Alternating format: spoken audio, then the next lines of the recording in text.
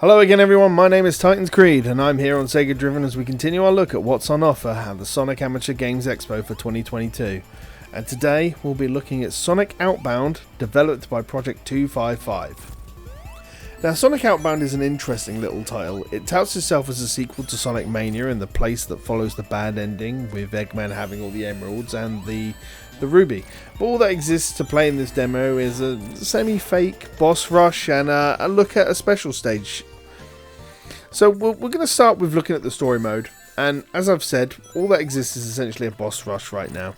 You've got Sonic and Tails both having a full set to run through, and Knuckles only having one boss that exists.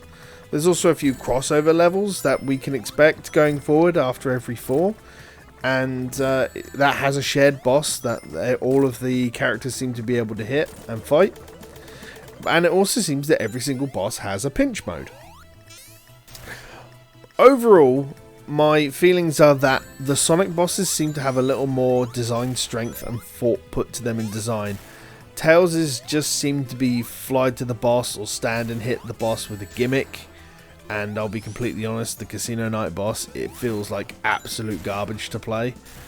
And for the life of me, the one solitary Knuckles boss, it just seems just undoable in its current state. I could not figure out how I was damaging it, and I couldn't figure out what was going on.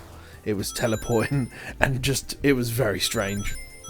But moving on to the special stage, I'm reminded of Sonic Yoda's look at Sonic Entropy, as it seems like this special stage is also using the Sonic 3D Extreme engine that we've seen in the quick look that Sonic Yoda did for that. It's almost identical, but it feels more like a running course instead of a test stage that Entropy had.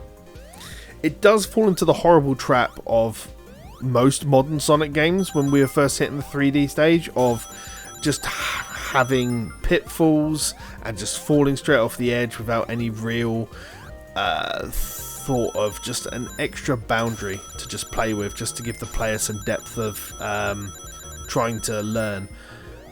And it's unfortunate because it does look cool, but please remove that giant neon green background.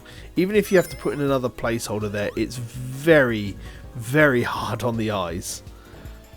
Otherwise, my only gripe so far, other than what I've already mentioned, is the lack of controller support at this point. I personally am not someone who's super comfortable with playing Sonic games on a keyboard, and I would just feel more at home just using a controller. But it will probably come if Outbound gets more support.